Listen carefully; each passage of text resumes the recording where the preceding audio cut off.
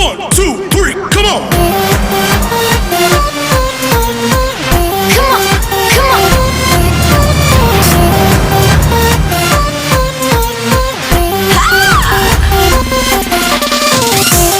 सभी भक्तों को राधे राधे।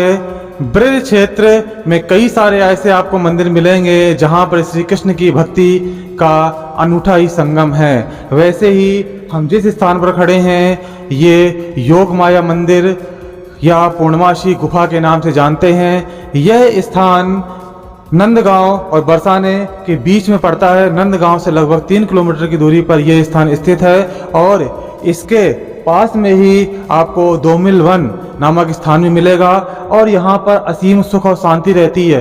क्यों? क्योंकि यहाँ पर ज़्यादातर भक्त आ ही नहीं पाते हैं, क्योंकि वहाँ से नंदगांव से आने के लिए आपको अच्छे रास्ते की आवश्यकता होती है। लेकिन यहाँ पर आप देख रहे होंगे मेरे पीछे, यहाँ पे रास्ता सही है नहीं है, कच्ची रास्ता है। यदि हल्की सी यहाँ पे बारिश हो जाती है तो यहाँ पे चलना मुश्किल हो जाता है। तो ऐसी रास्ता है और यहाँ पर भी कोई सही से दिशा भी नहीं कि मंदिर कहाँ पर है और मंदिर भी सही से नहीं है। इनकी लेकिन जो विख्याति है वो बहुत प्रसिद्ध है, लेकिन इनका मंदिर का जीर्णोद्धार या अच्छे से ना बने होने के कारण ये मंदिर ज़्यादा अभी प्रकाश में नहीं है। तो जो भक्त इस मेरी वीडियो को देख रहे हैं, ये स्थान बहुत प्रसिद्ध स्थान है, लेकिन यहाँ पर ऐसा जीर्णोद्धार नहीं हुआ है, ऐसा कुछ भव्यता नहीं है यहाँ पर जिससे भक्त लोग यहाँ पर नहीं आते हैं। यदि यहाँ पे जो रोड है ये बन जाए तो भक्त यहाँ पर आ सकते हैं। ऐसा ये स्थान है और हमारे यहाँ की जो पुजारी जी हैं उनकी भी यही शिकायत रहती है कि यहाँ पे जो है जीर्णोद्धार नहीं हो पा रहा है, रोड नहीं बन पा रही, जिस वजह से यहाँ पे कोई विकास नहीं हो पा रहा है। पानी की दिक्कत है, बिजली की दिक्कत है, कई सारी दिक्कतें हैं, लेकिन इसके बावजूद भी ये यहाँ हमेशा लगे रहते हैं, डटे रहते हैं, क्योंकि ये प्राचीन मंदिर है। इसकी जो सुरक्षा है वो इनकी हाथों में है, क्योंकि इन्होंने अपनी जिम्मेदारी ले रखी कि हम इस स्थान को सुरक्षित रखेंगे। यहाँ पे बहुत से स्थान है, वो मैं आपको दर्शन कराऊंगा। चलिए हम यहाँ के जो पुजारी जी उन्हीं से पूछते हैं कि यहाँ पे कौन कौन से देखने लोग स्थान है। महाराज जी राधे राधे। राधे राधे जी। आपका शुभ नाम? हमारा प्रेमदास त्यागी जी। प्रेमदास त्यागी जी, आप हमारे चैनल के माध्यम से ये बताइए कि यहाँ पे कौन कौन से स्थान है जो देखने लायक हैं? यहाँ से बहुत से स्थान है, आशेश्वर है और भी बहुत से सारे आश्रम है, टेर कदम है और टेस्ट से बन चुके हैं। आशेश्वर का भी बन गया, बिंदा देवी का भी बन गया, पैनावली का भी बन गया। केवल एक यही स्थान ऐसा है कि इस पे आने जाने की कतई ज्यादा व्यवस्था है। साधु महात्मा यहाँ रहते हैं जो ज्यादा अधिक परेशानी में रहते हैं, यहाँ ज्यादा अधिक परेशानियों को सामना कर रहे हैं। इनके लिए ये भक्तों को भी ज्यादा परेशानी होती है आने जाने में, यदि कोई भक्त ऐसा हो। अच्छा, इस मंदिर में जी योग माया वाले मंदिर में क्या क्या जगह यहाँ पे देखने लायक हैं? योग माया जी की है तो बहुत देखने के लिए यहाँ कुंड भी है, सामने कुंड भी है जी, और मैया का जो यहाँ गुफा है प्राचीन नाम से प्रसिद्ध है, गुफा के नाम से आश्रम है। हाँ, और ये व्यवस्था ना होने के कारण पिछड़ा हुआ आश्रम है। यहाँ पे देखिए यहाँ पे योग माया की गुफा भी है। चलिए हम चलते हैं, वहाँ भी दिखाते हैं कि गुफा कैसे बनी हुई है।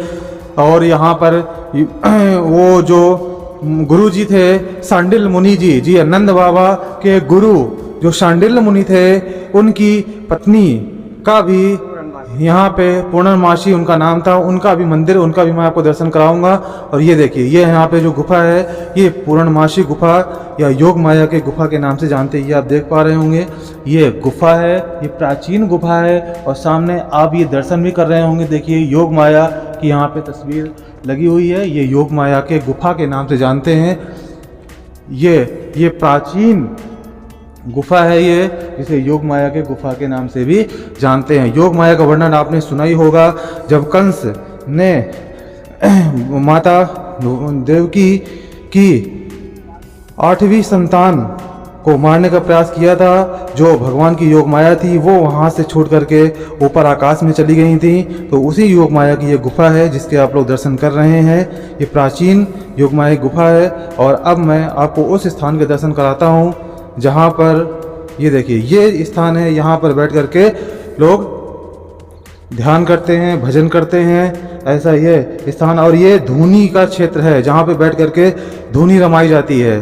जी हाँ, ये देखिए चारों तरफ अग्नि लगाते हैं, ऐसे यहाँ पे करते। जरा हम इसके बारे में और जानकारी लेते हैं। जी, यहाँ पे ये धूनी कैसे रमाई जाती है? हाँ जी, इस धूनी के लिए चारों तरफ ये कंडी लगा करके इसमें आग पजारी जाती है, इसके अंदर बैठ करके हम भजन करते हैं। जी जी हाँ। ऐसे सुंदर। जैसा उन्होंने बताया कि धूमी कैसे रमाई जाती है, आप ये क्षेत्र देख रहे होंगे। जी हाँ, जहाँ भी आपको जो ब्लैक कलर का स्पॉट दिख रहा है, इन चारों जगह पे अग्नि रखी जाती है और यहाँ पे अग्नि रखी जाती है चारों तरफ पे, और यहाँ पे बीच जगह पे यहाँ पर बैठ करके भजन किया जाता है। और ये सारा का सारा काम दिन के 12 बजे होता है। आप समझ सकते हैं कि दिन के 12 बजे कितनी गर्मी होती है। यहाँ पे बैठ करके ये त्यागी जी महाराज करते हैं। ये देखिए, ये हमारे साथ हैं, यही यहाँ पे बैठ करके धूनी रमाते हैं इतनी गर्मी में, और अग्नि के बीच में बैठ करके ये तपस्या करते हैं। आप समझ सकते हैं कितनी कठिन तपस्या है। ऐसे सिद्ध संत हमारे साथ में हैं, आप लोग इनके दर्शन कीजिए। और अब हम आपको मंदिर के दर्शन कराते हैं, जो पूर्णमासी मंदिर है, और इनको भगवान श्री कृष्ण की गुरु पत्नी या सांडिल मुनि की पत्नी के नाम से भी जानते हैं। ये देखिए आप, कितना सुंदर विग्रह यहाँ पे विराजमान है। इनके मैं आपको दर्शन कराता हूँ। देखिए, ये पूर्णमासी माता जी हैं, सांडिल मुनि की पत्नी हैं। और ये देखिए, यहाँ पे श्री कृष्ण और बलराम इनके साथ में जी, यहाँ पे कृष्ण जी और ये श्री राधा जी कैसे माता से वात्सल्य भाव से यहाँ पे ये से विग्रह विराजमान है। आप लोग इनके दर्शन कीजिए। जैसे माता का स्नेह होता है, माता की तरह ही ये आपस में प्यार करते थे। कहते हैं कि ये तो गुरु माता हैं। जी हाँ, ये पुरोहितानी है, ये गुरु माता है, लेकिन एक माता के भाव से ही आपस में यहाँ पे ये श्री विग्रह आप लोग देख रहे हैं। तो ये ऐसा स्थान है, यहाँ पे ये पावन स्थान है, जहाँ पे वात्सल्यता, जहाँ पे प्रेम ऐसा यहाँ पे झलकता है, जिसके आप लोग दर्शन कर रहे हैं। और इसके बाद ये बाहर का भी ये क्षेत्र है, लेकिन ये आपको ऐसे दिखाई दे रहा होगा। यहाँ पे कोई ज़्यादा व्यवस्था नहीं होने के कारण ये स्थान ऐसा है। तो आप लोग भी यहाँ पे एक बार आइए। आने में थोड़ा दिक्कत होगी, लेकिन जब आप लोग आएंगे तो आपको असीम शांति का अनुभव होगा। ऐसा ये सुंदर स्थान है। हम चलते हैं कुंड की तरफ चलते हैं। जी हाँ, यहाँ पे कुंड भी स्थित है। कुंड की तरफ लेके चलते हैं हम आपको। और यहाँ पर ये स्थान, ये मंदिर प्रांगण का ये स्थान है, आप देख रहे हैं। यहीं पे ही ये हनुमान जी महाराज का भी श्री विग्रह यहाँ पे विराजमान है। ये हनुमान जी महाराज भी विद्यमान है, जो सबका मंगल करते हैं। और उन्हीं के सामने ये भगवान भोलेनाथ परिवार सहित यहाँ पे विराजमान है। ये आप लोग देख रहे होंगे। आप इनके मंदिर प्रांगण में ही ये दर्शन कर रहे हैं। और अब हम आपको आगे लेके चलते हैं। ये देखिए, हम कुंड की तरफ चल रहे हैं।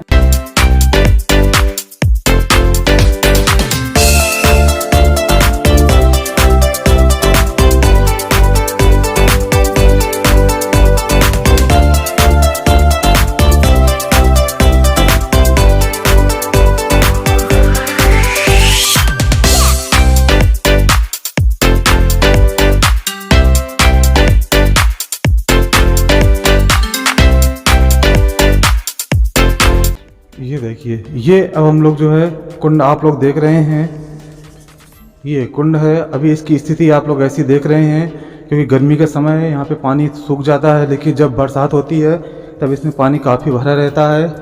और हम जानेंगे यहाँ के जो पुजारी जी हैं, महाराज जी, इस कुंड का निर्माण कैसे हुआ? इसको जी गवर्नमेंट की तरफ से हुआ था। पहले जो घाट बना है गवर्नमेंट तरफ से बना हुआ है ये घाट, और इसकी पूरी ही खुदाई हुई थी गवर्नमेंट की तरफ से। अच्छा, इस कुंड में कुछ प्राचीन कुछ कथाएं हैं? प्राचीन कथा यही है जी, मतलब यहाँ योग माया के नाम से ये कुंड है। मतलब ये लोग वहाँ आते हैं, आकर के मतलब यहीं इसमें अपना नहाना धोना क्रिया जो भी कुछ ये करते थे इसमें। और जो भी आता है इसमें चिन्ना मिर्च लेता। अब चिन्ना मिर्च के लिए पानी भी इसमें नहीं है फिलहाल। ये जो कुंड है, ये योग माया कुंड के नाम से जाना जाता है। यहाँ पे जो भी भक्त लोग आते थे, यहाँ से आचमन करते हैं, चरणामृत लेते हैं। ऐसा ये कुंड था। और जी हाँ, यहाँ पे जो भी आते हैं उसकी मनोकामना भी पूर्ण होती है। और इसका जो जीर्णोद्धार है वो सरकार के द्वारा कराया गया है। 1, 2, 3, come on!